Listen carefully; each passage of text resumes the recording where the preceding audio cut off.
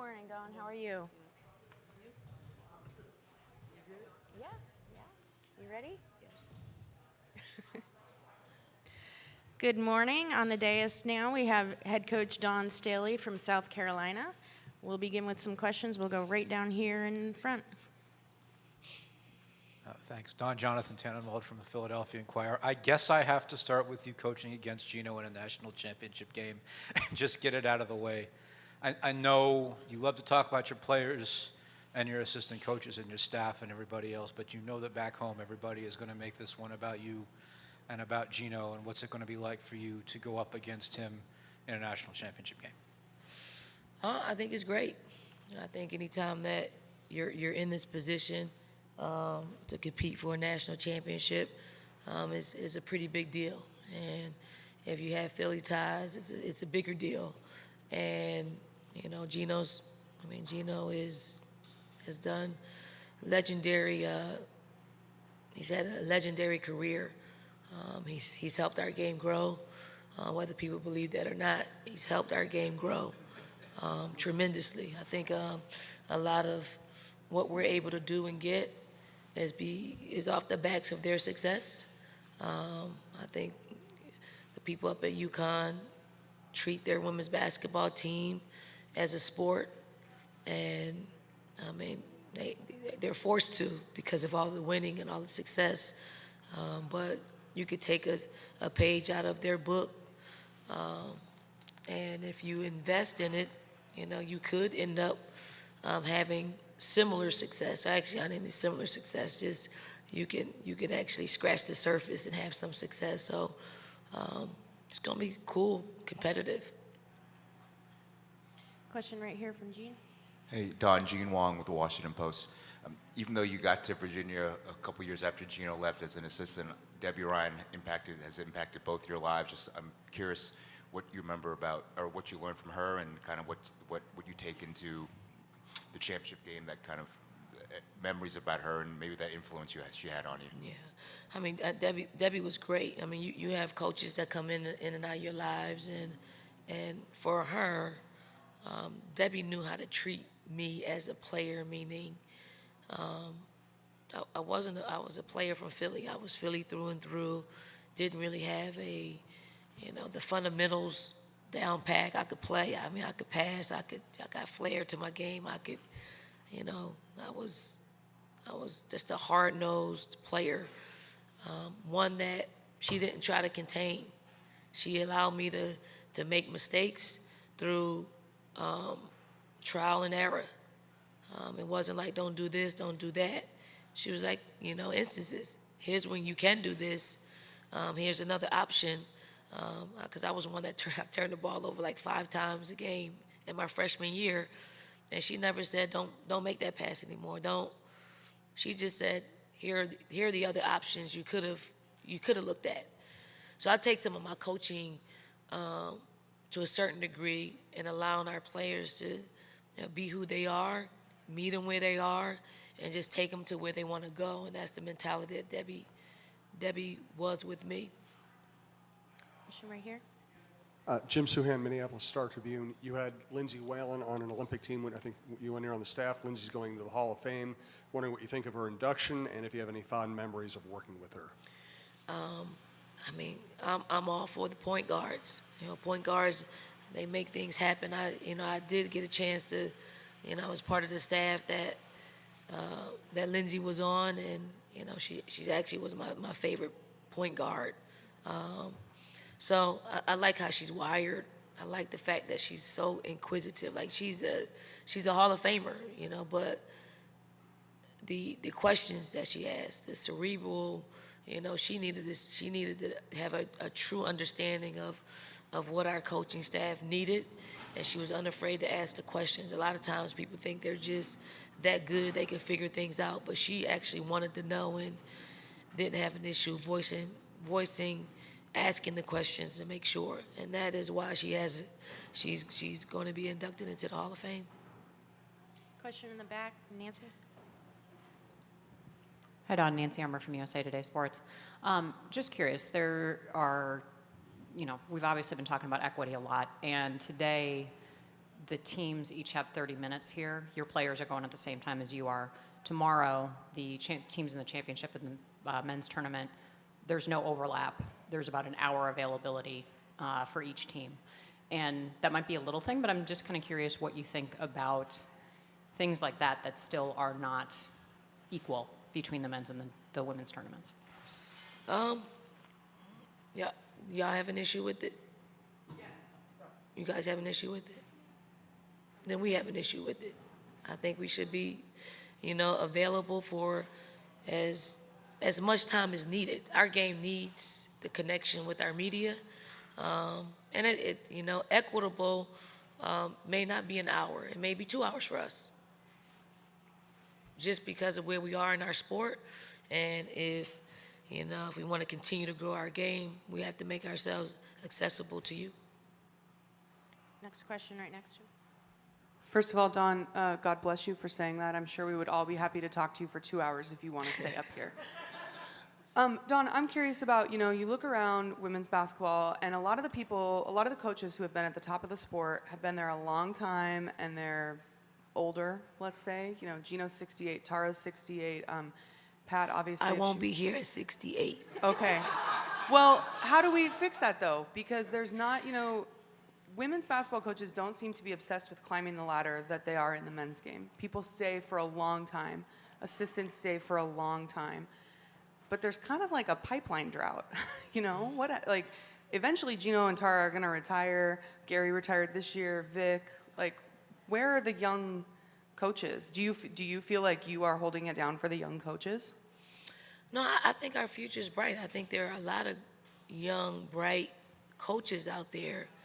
And here's where I have to put it back on you all.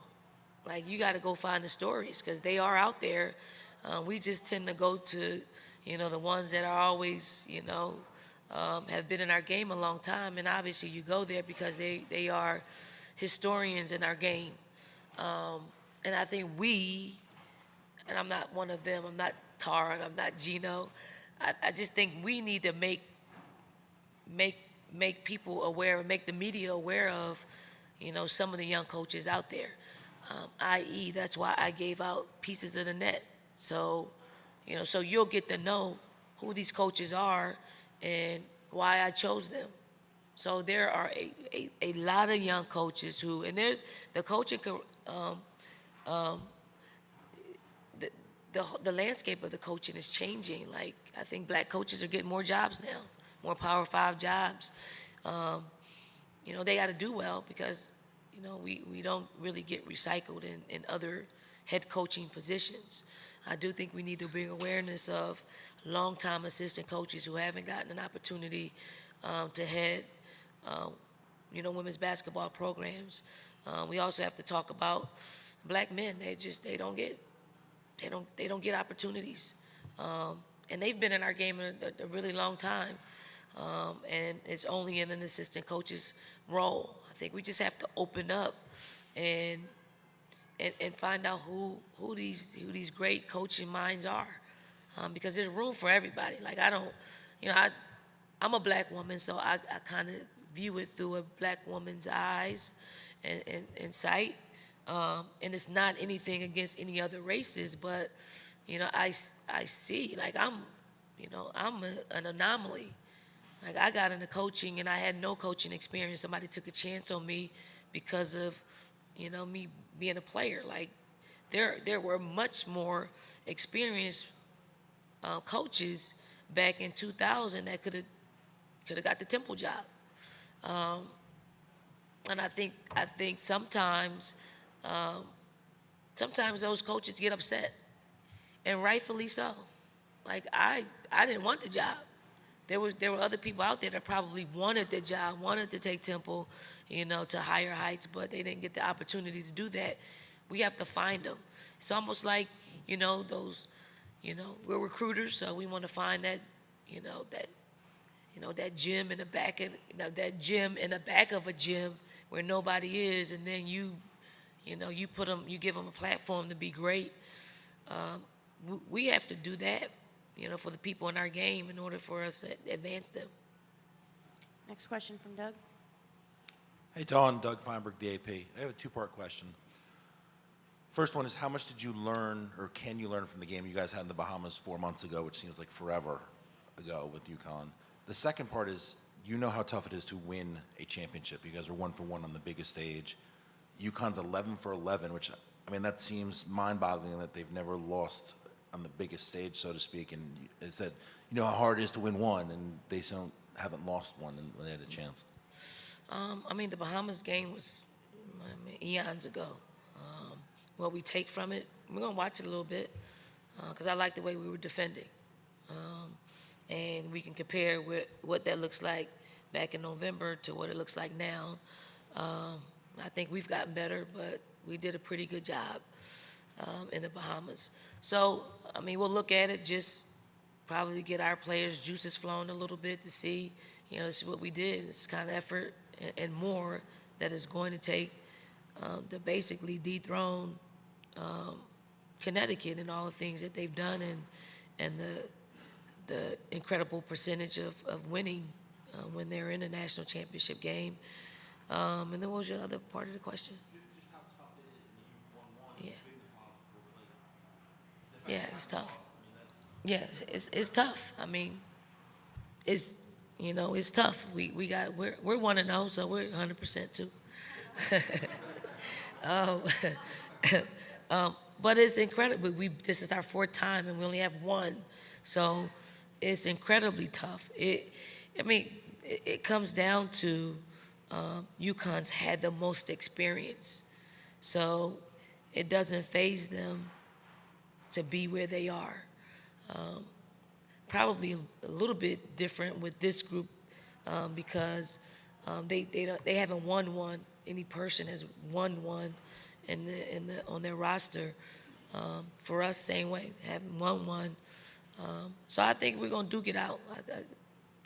There's no edge, like, you know, there's no edge. We can talk about the numbers, but the numbers give them no edge. Like, the numbers aren't gonna give us an edge. Like, our season, the great season that we have is not gonna give us an edge.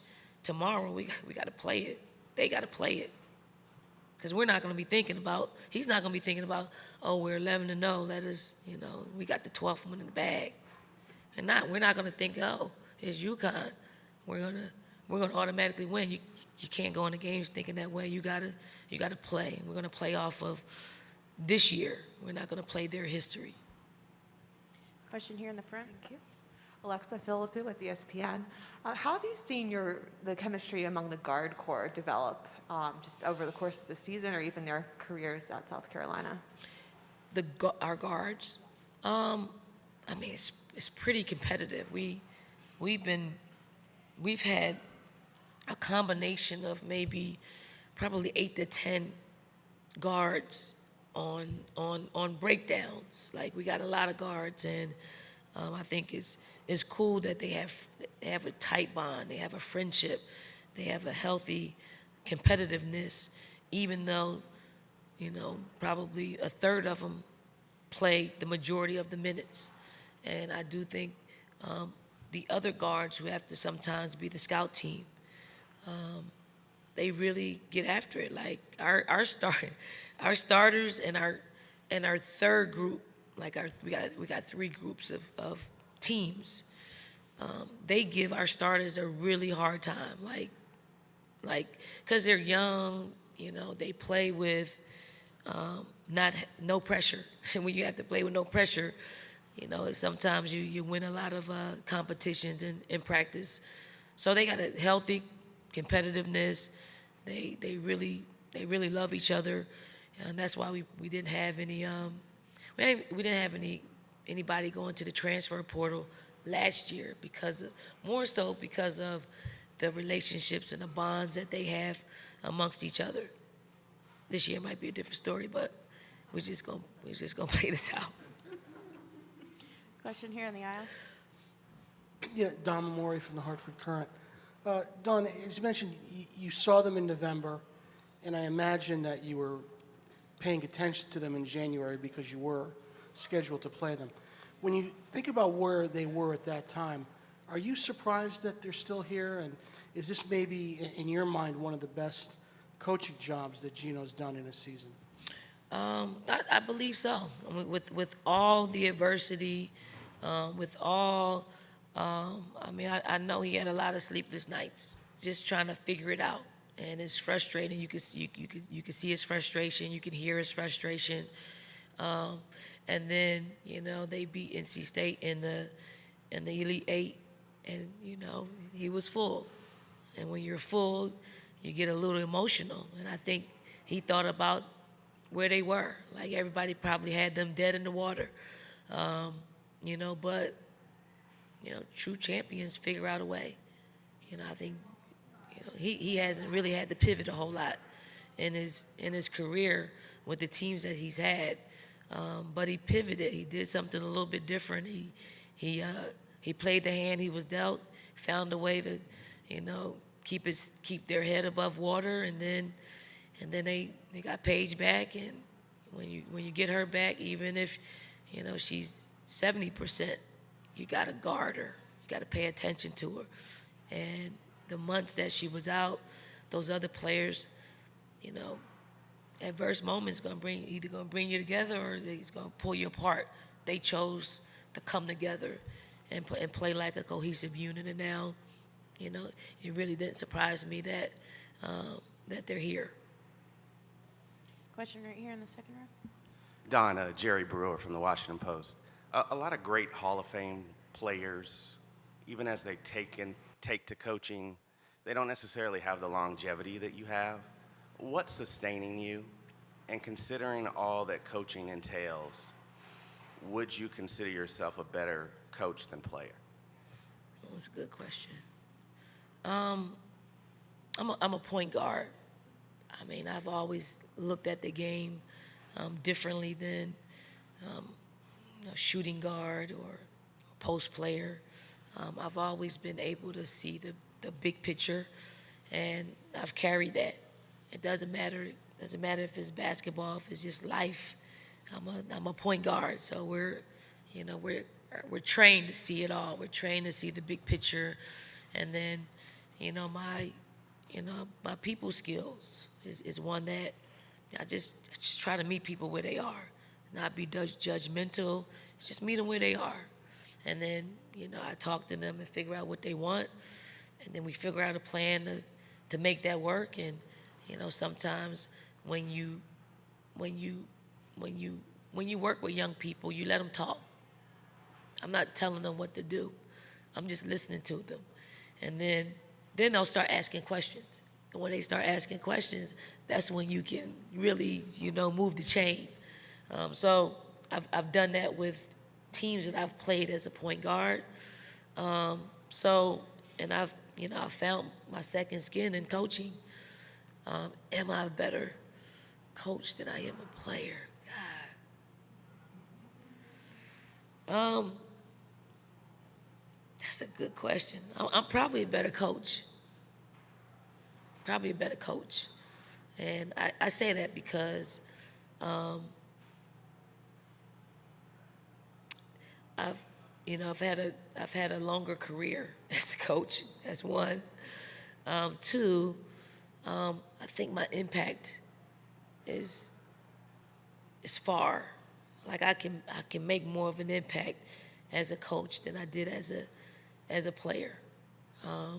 So that's your answer. Question in the back. Hi, Don. Katie Barnes, ESPN. What's up, Katie? Hey. You were talking about your guards earlier. So among that starting core of Cook, Beal, and Henderson, how would you describe the relationship among those three specifically? It's like they just know each other. They can, and they have three different personalities that just fit. They just fit. And the fact that they've just logged a lot of minutes together. They play like in shorthand, like you can handwriting.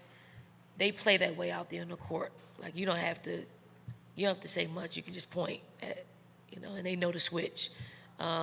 they can give each other looks, and they know exactly what they mean out there on the floor. I don't think the three of them hang out, though. I don't think they hang out a whole lot. I think they got different cliques. But what the chemistry they've been able to develop on the court, develop quite nicely, and they have a mutual respect for what they do and what they mean to our team. Question here in the middle. Hey, Dawn, Claire Hanna with TSN. Yesterday, when we spoke to the players, there was a lot of emphasis on them getting over the hump of the semifinal. One player even called it just relief to get here. But the big pot of gold is tomorrow. You've obviously coached in this final. What do you say to the players to prepare them for this moment to make sure, and how's the vibe right now with the girls? Yeah. I say what we said all season long: our history over their history, and it's not just UConn. It's just when we played anybody, because when we've lost this season, it was a historical moment for our opponents. For Missouri, it was a historical moment for Kentucky, and we need to choose our history. We need to choose our history.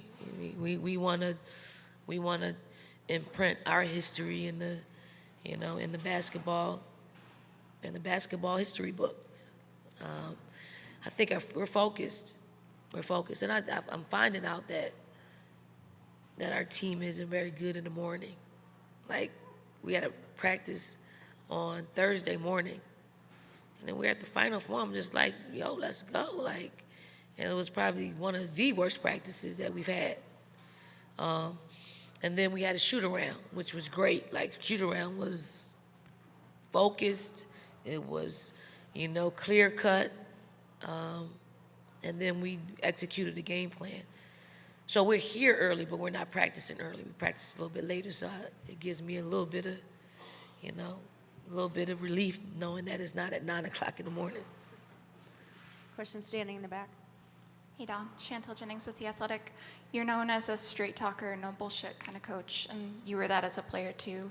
Your teammates have talked about how you were able to deliver hard truths, and your players have as well. I'm curious, has that changed when, the way you talk to your teammates, the way you talk to your players now? How is that a skill that you've honed over your coaching career to sort of deliver those hard truths, specifically in those meetings when you tell players, like, you might not be playing this year? Yeah. I'm a worst case scenario. Like, I would tell it from the worst side. And I just find over my career, players like it that way. They really like it. Like, if you give a player an out, they're going to take it, without a doubt, and they're going to flip it, and they're going to see it their way. I deal with, like, young people's goals and dreams, and there's, I don't take that lightly, so I just tell them how it is. I tell the parents how it is, and it's a way that I have had to coach, because I don't want to instill falsehoods in their heads, because I've never. Like, I've had coaches who play head games all the time, and I'm just like, that is kind of puts a wall up with me. Like, shoot me straight, even if you hurt my feelings. Tara used to hurt my feelings all the time. But I use it as fuel. And I know that all players don't use what I say as fuel, but it gets them thinking. It gets them talking to their parents. It gets them hopefully working towards their goal. And I just don't like anything catching anybody by surprise. And I can say that, what you just said, but also have to just, you got to maintenance that. You got to maintenance what you said, because the moment you let up, they'll bring it right back to you. So I just try not to walk a fine line when it comes to, I try to walk a fine line when it comes to just giving them what they need, versus giving them what they want. Question here from Doug. Hey, Don, another two-parter for you again. They have an open practice for you guys later today. As a coach, I'm guessing you see both sides of it, that you have a game tomorrow night to prepare for, but also this helps grow the game and having fans back. Yeah. And I would think it's a neat thing from that standpoint. The second part is you mentioned before taking a page from UConn's book of building a program and such. When you took over the South Carolina job, is where you are right now sort of what you envisioned of being leading the country in attendance every year, turning South Carolina into a women's basketball school, so to speak? Yeah, you find when you come to the Final Fours, you get very little preparation. It's more about growing our game and being celebrated. And if it's your first time coming, you know, you don't know. But now that we've been here a few times, we get our work done before we get here, and then as we progress through the weekend, we figure out what's the most important thing. Like we got an hour of a closed practice. We're just going to do the most important things. And then the 50 minutes that we have in our open practice, it's probably just going to be just shooting and just free throws and just kind of, you know, I know people like to see the teams that are here, but I think our players like the experience, you know, having people in the crowd and, you know, looking at them and they deserve that part of it. So we got to grow the game that way. And then when I got into coaching, my number one thing was my number one thing was giving my players an incredible experience. Like, because at Temple, you know, you can say you want to win a national championship, but you don't really know what you're saying. You don't even know what the competition is. You don't know, you know, I wasn't thinking about mid-major, you know, the Power Five. I wasn't thinking about that. I was thinking about, you know, how I felt after my 4 years of college and what it done for me. And I wanted to do it in a way to create like a winning environment, equipping our players with life lessons through playing the sport. Like, I would not be as successful I am if I did not play sports. Because I learned all of it. I learned how to be a good friend. I learned how to work hard. I learned about what's important. I learned to prioritize. I learned, you know, I probably learned that there is more than life than basketball, because I was all basketball. So, and from those experiences, and then when you win, it makes you more believable, and it makes the players believe in what they put into that winning. And I, you know, I have 2 people on our staff that were part of my first recruiting class. Like my players are like my best friends now. So it's that type of relationship. They're really good at what they do. Like, they're great at what they do. Like, I'm not a gimme coach. Like, you know, be what you're great at. Like, what you're really great at. And I didn't imagine that. Then when I started just being in the coaching, I wanted to win. I wanted to win a national championship. And then that's why I decided to move from Temple to South Carolina, because we kept losing in the first and second round. And my competitive juices said, you know, I got to get somewhere to where we can out-talent people versus outwork them, because once you try to outwork them and they have much more talent than you do, you're going to end up losing in the first and second round. It's hard to get out of, the first and second round without having talent. Unfortunately, we have time for just one more question. We'll go right here in the aisle. Why don't we just stay here for another hour? You know, we got like, okay.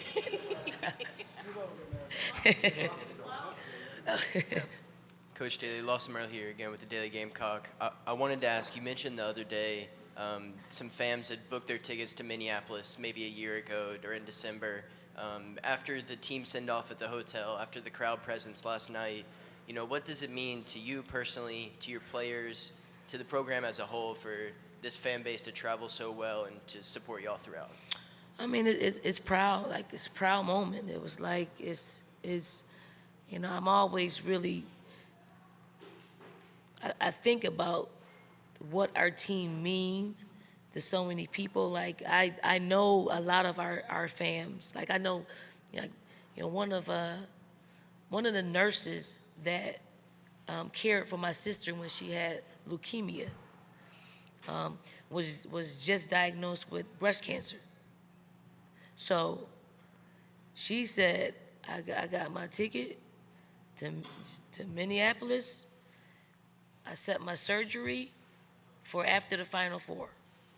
So she's come here being diagnosed with breast cancer and to enjoy it before the fight that she has in front of her. It is that. And then versus this too. Like I had a fam DM me on my Twitter account.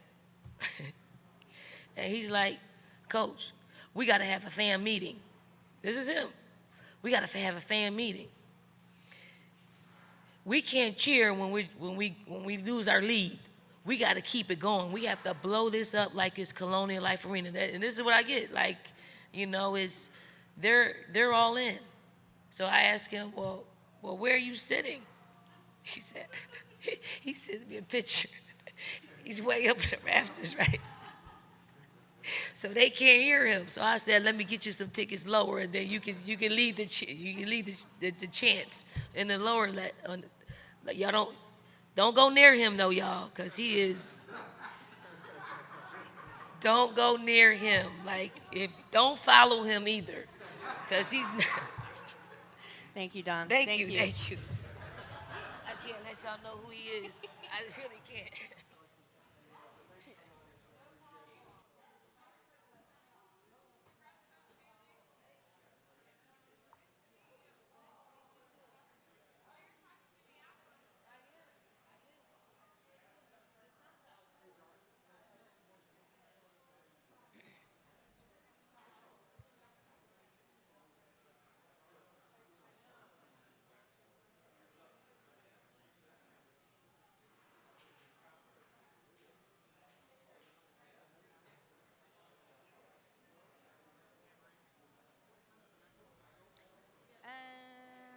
One-on-ones, 110 to 140. Yep.